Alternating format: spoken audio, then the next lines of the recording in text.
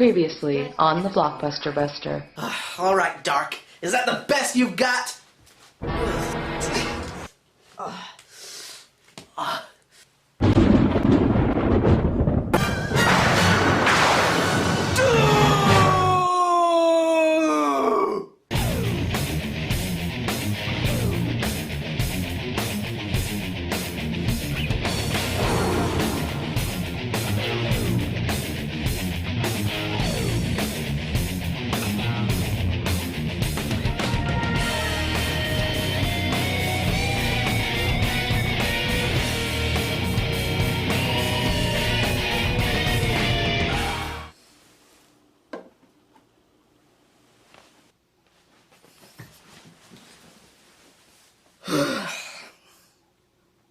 Greetings, fanboys and fangirls. I'm Erod, and I'm the Blockbuster Buster.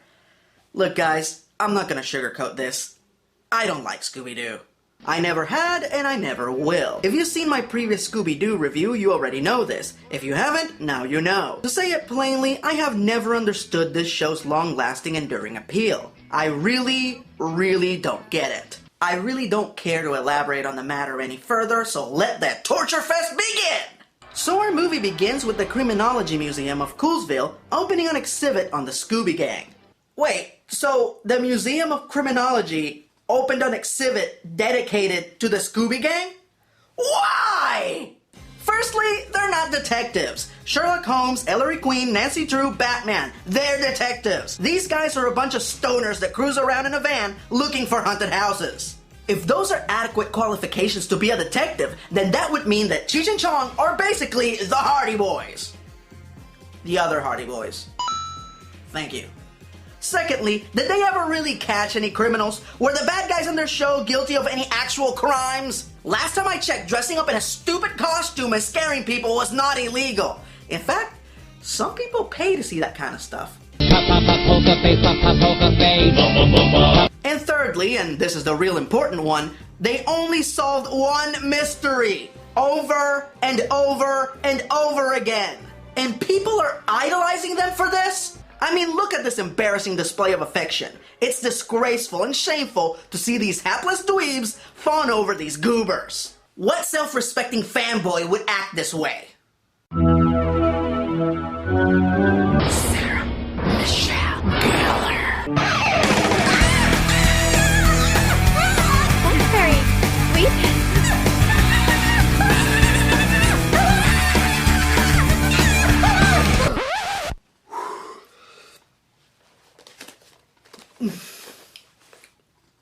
Sorry, I lost my composure there for a second. I promise it won't happen again. Don't look at me like that. So the gang hosts the grand opening of their exhibit when they meet the museum's curator and Velma's love interest for the movie, played by Seth Green. You know, people are always saying that he should play me in a movie. Pfft, I don't see the resemblance. Hey, is that a banana peel? So Velma exposits, Fred is vain, and Scooby and Shaggy dork it up, when the exhibit is suddenly attacked by a pterodactyl ghost. Yup! A pterodactyl ghost! You know, it still makes more sense than when Starscream was a ghost. Who's that? It's your old buddy, Starscream! We got him, Dad. Shaggy, use the ropes to tie him up! What? You're gonna catch the pterodactyl ghost? Those guys couldn't catch a cold. See? What did I say? What did I say? Huh? Thus we meet the nefarious fiend behind the attack. The leftover Power Rangers villain ghost. This time, you'll be the ones unmasked. And the buffoons you truly are. So, your agenda, if I understand it correctly, is to expose the Scooby Gang for the incompetent buffoons that they are. Sir, do you need a sidekick? Because I think I have my resume somewhere in here. So the gang goes back to their offices They have offices? How can they afford this? You mean people pay them to get chased by douchebags in costumes? Hi, Rod. Yes, Nerdlinger. Daphne's family is rich, so maybe her dad paid for the building. Oh, yeah, I can live with that. Thank you, buddy. You just saved me a great deal of brain space. Here, have a Scooby snack. So ace reporter Alicia Silverstone, I found her, takes the gang's blunder as an opportunity to make them look bad. This finally clues in Scooby and Shaggy to the fact that they are worthless nincompoops. So our two stoner boners decide to step it up and try to do their part to solve the case. Somehow they come to the conclusion that to do this, they have to dress like Velma and Fred. I'm sorry, Daph, but your go-go boots didn't fit. Me. Oh. Severe mindfuck. Because the gang was attacked by the pterodactyl ghost, Fred assumes that the original man in the costume, Jonathan Jacobo, must be behind it all. Velma clarifies that that's not possible, since Jacobo died while trying to escape from a maximum security prison. A maximum security prison? Nerdlinger, what did the pterodactyl ghost do that warranted him being sent to a maximum security prison? Oh, in the Scooby-Doo episode, the pterodactyl ghost was smuggling pirated music. That's not an offense worthy of being sent to a maximum security prison. Whatever. Thanks, buddy. Here's another Scooby snack. Oh, well. How did he escape from that maximum security prison anyway?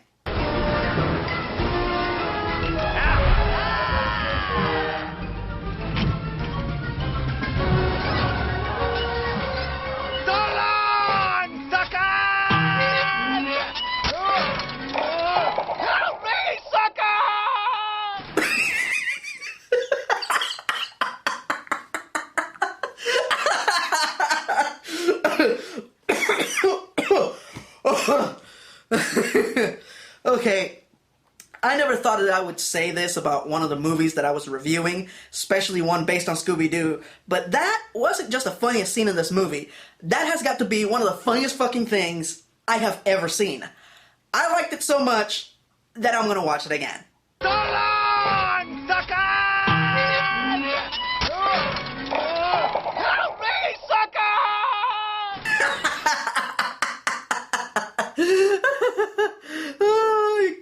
So the gang deduces that the next most likely culprit is Jeremiah Wickles, the original Black Knight ghost. You see, Jacobo was always obsessed with creating real monsters, like the real pterodactyl ghost that attacked them.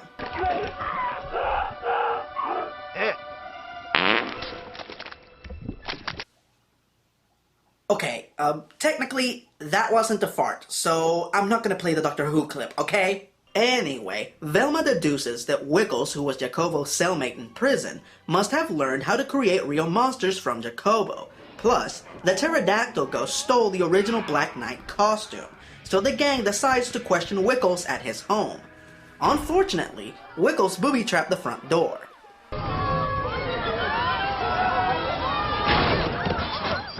Sorry. Oh, brother. The lock's on a laser thumbprint scanner. Oh, let me just get to my makeup. Yeah, now? You know what, Velma? It's never too late to learn to properly apply makeup. Okay, the last good thumbprint should still be there.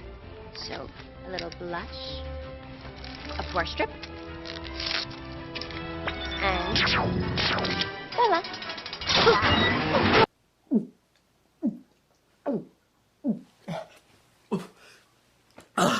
Okay, that was hot. Am I the only one that thought that that was, never mind. So our team searches the mansion for clues, and you guessed it, they split up. Look, they split up so often that to make fun of it at this point would be redundant. Shaggy, you and Scoob go this way and try to head him off. Velma finds Jacobo's monster-making book in Wickles' library, where they suddenly get attacked by the real Black Knight ghost.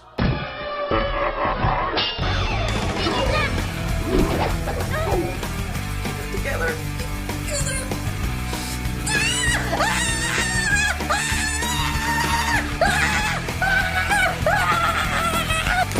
Daphne, hold them off! Oh, look at the floor.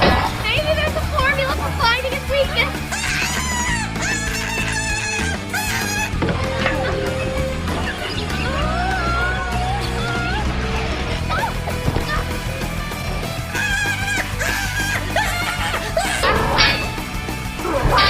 Being followed now 30 degrees north, which makes its weakest point right here. Wait a minute, she needed an instruction manual to know that his weakness was getting kicked in the balls?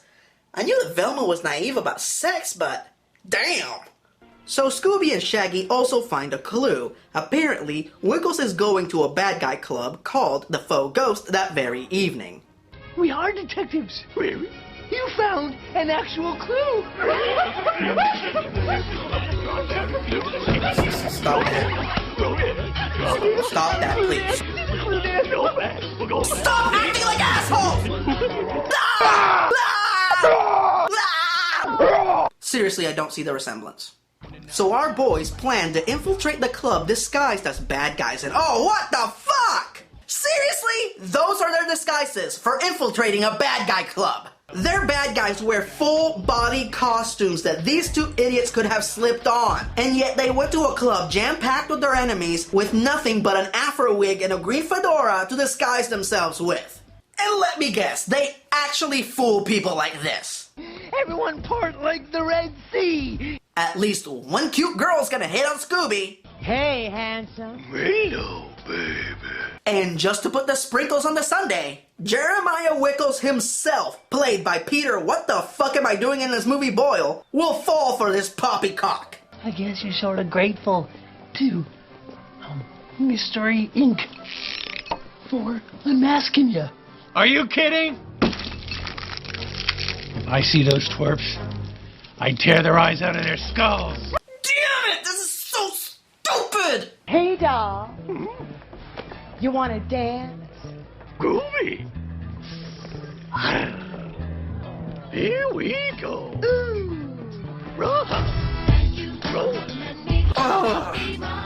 What, you guys expecting me to dance? Well, I'm not going to, okay? I'm not in the mood. I can't take this anymore. I just don't get this shit. Why is it so popular? Why does it endure? How is it possible to make a movie based on Scooby-Doo, let alone a sequel?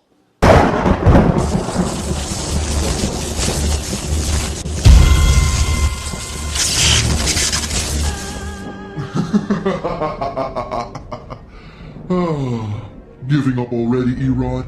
I was hoping that you'd endure the torture for at least one more week. I'm not quitting. Just thinking. Well, while you're thinking, I'll leave this here to aid you with your thoughts.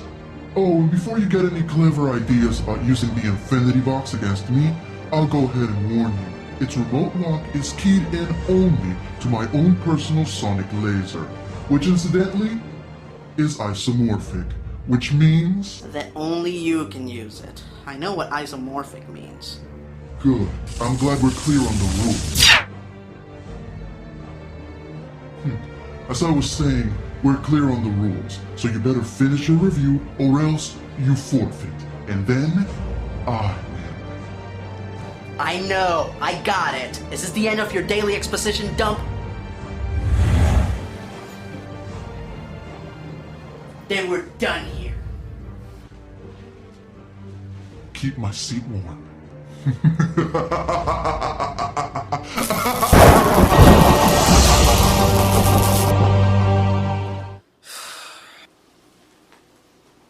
Hi, Rod.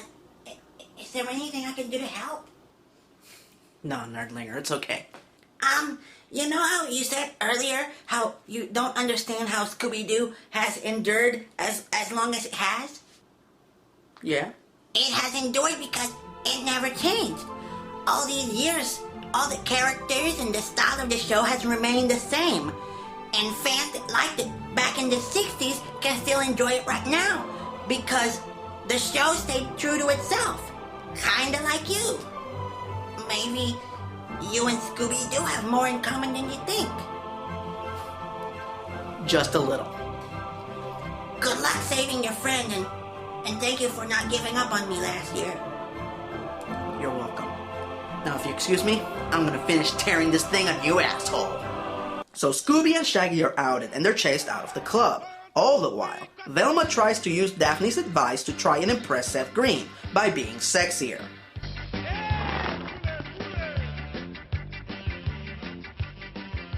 Who's your mommy? Oh, that was my outfit, I swear.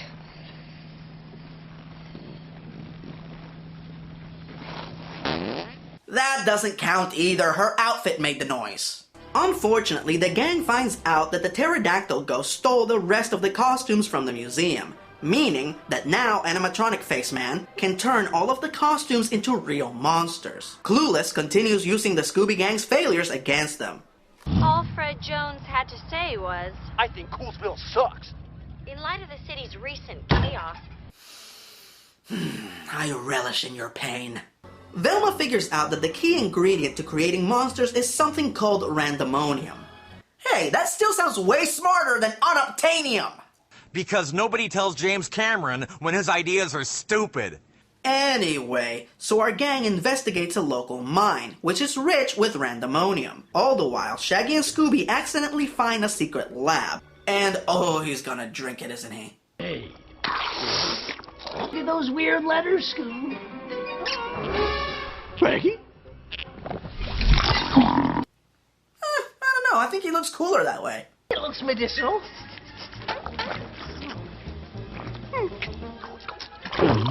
Tastes like soup.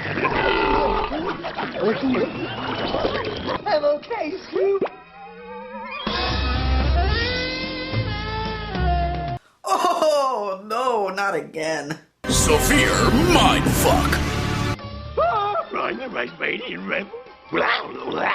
Oh, no. Don't you dare associate yourself with a good cartoon character. So Shaggy turns into a buff guy, Scooby turns into a smart guy, and decides to create an antidote, instead of using his newfound brilliance to solve the case. Yeah, go figure. No way, Geek. Wait, what? I'm gonna stay this way forever. 3D! So Scooby and Shaggy are back to normal, and the explosion uncovered animatronic man's monster factory. Alright guys, I guess all that's left is to decommission the monster making machine and... oh lord. Cool! Like tunage. My name is Shaggy Patch, and I'm the best at solving crimes. When the monsters see my face, they start to scream and shake like a girl with Justin Timberlake. We're the greatest detectives. We're the greatest detectives. We're the greatest detectives. Like, what's that weird sound? Captain Cutler. Rider 49. Could someone punch at least one of them in the face? And again. One more time. Thank you. So thanks to the idiot twins, all the monsters run amok in the town. And the masked animatronic man rightfully places the blame on the Scooby Gang, turning the citizens of Coolsville against them. Seriously, dude, I will work for you for minimum wage, and I will pick up your dry cleaning. I'm pretty sure that robe thing is not machine washable. So the gang steals the control panel from the monster making machine, and reconvene at their old clubhouse. As usual, Velma has a plan. Wait a minute. Randomonium has an algorithmic cross-currency of negative 4.121. Whoa! When the hell did Velma turn into Data? What the shit did she just say? Reverse the polarity of the neutron flow. Thank you! Finally! Somebody who speaks English. Basically, Velma plans to rewire the console, so when they plug it back into the machine, it will destroy monsters instead of creating them. Unfortunately, the Stoner Squad gets a visit from Captain Cutler.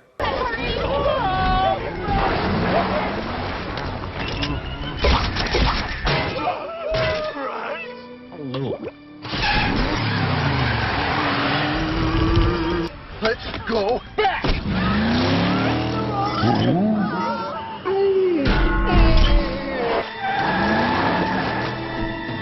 Wait a minute, where the hell did the chains go? I'm not kidding, he attached chains to the back of the van in one shot and they disappeared in the next. Maybe they're ghostly chains. The gang barely makes it to the monster factory, when they find a few obstacles that stand in their way. Fred and Daphne stay behind to fight the Black Knight and the 10,000-volt ghost. How the hell did he know there was a motorcycle there? Oh, kiss my ass, Scott.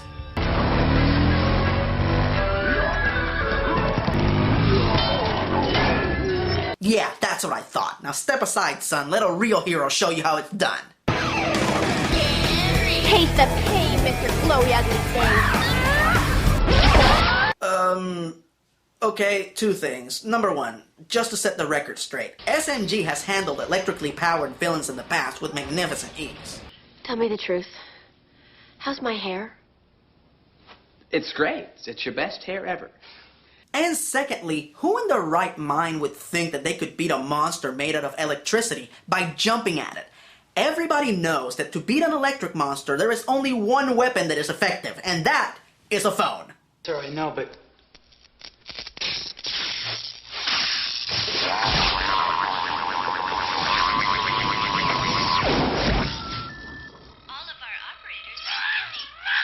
So Fred and Daphne defeat their foes with a bit of ingenuity, as opposed to flying at them at full speed like a couple of idiots. Which leaves Velma, Scooby, and Shaggy to reach the monster factory and destroy the monsters. The skeleton man.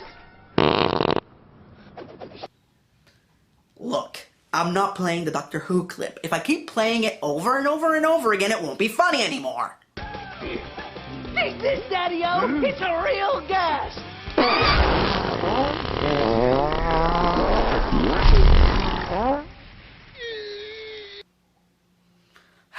Never mind. Excuse me, do you mind not farting while I'm saving the world? So as it turns out, the monster factory is too well guarded. Shaggy and Scooby are the only ones that can run fast enough to get inside the factory, plug in the console, and destroy the monsters. But we can't. We're grown-ups. I mean, we tried to be heroes like you guys, but we're not, okay? We're just not. Bro. Like me. It's funny. I always wanted to be like you guys. You guys are so free. You're never afraid to be who you really are. Whether you're fearful or joyful or hungry. I think you've been heroes all along. You just haven't known it.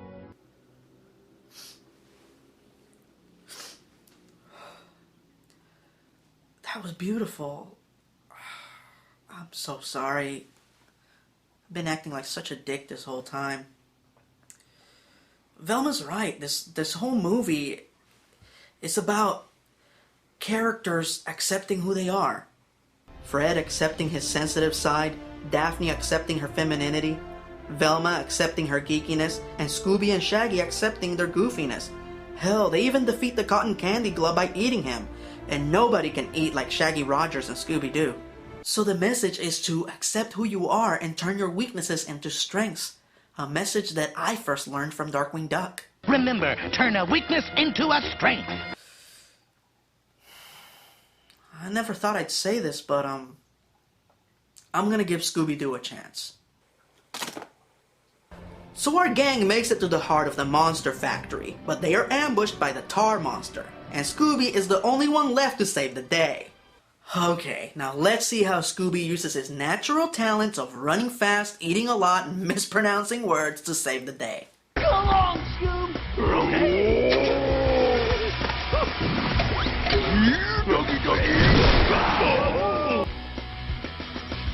What? No! No! No! No! No! No! No! When the fuck, Doodles, did he gain amazing skateboarding skills? When did he become that fucking competent? They just took a big smelly dump all over the message that this movie was trying to convey. What are they trying to say to kids? That if they learn to accept themselves, they'll gain magical skateboarding skills?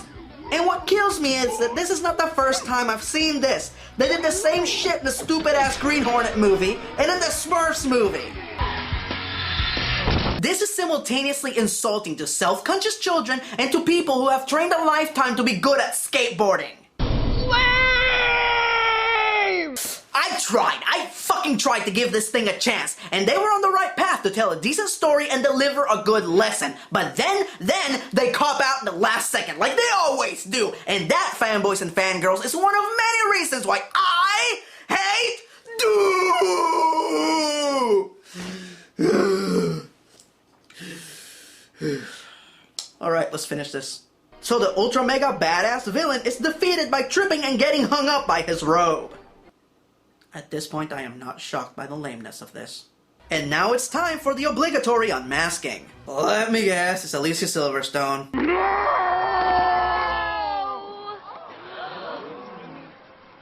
Haha, called it. Heather Jasper Howe is actually Dr. Jonathan Jacobo. Whoa, I did not see that coming. Definitely a step up from Scrappy Doo being the bad guy. Puppy power! Alright, let me guess. I would have gotten away with it if it wasn't for you meddling punks. I would have gotten away with it if it weren't for those meddling punks! And your dumb dog. And that dumb dog! You were a dude this whole time? Of course, Dummkopf. But we cuddled. Yup, the Scooby-Doo movie franchise just ended with a gay joke. I hope parents all across the country enjoyed explaining that line to their kids on their way home from the movie theater. This movie's a devastatingly disappointing dollop of doggy-doo. Now here's the question that I know I'll be getting for the next week.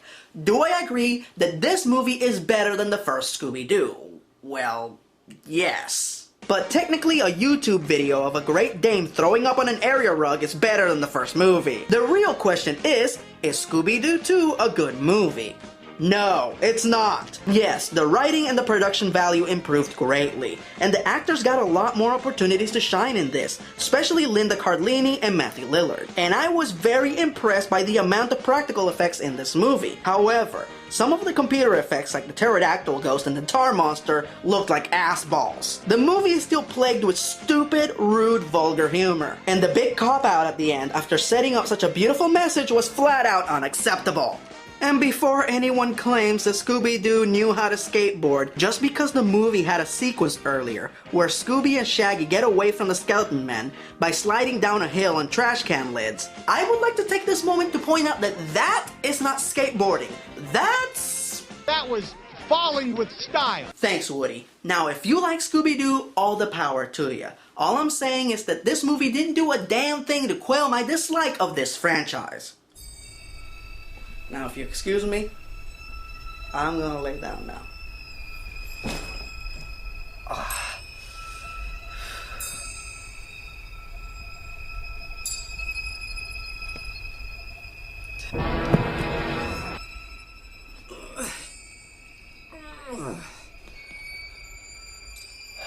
It's almost gone.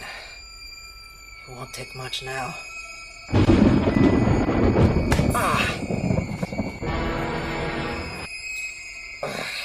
I'm starting to miss the Naphtali right about now.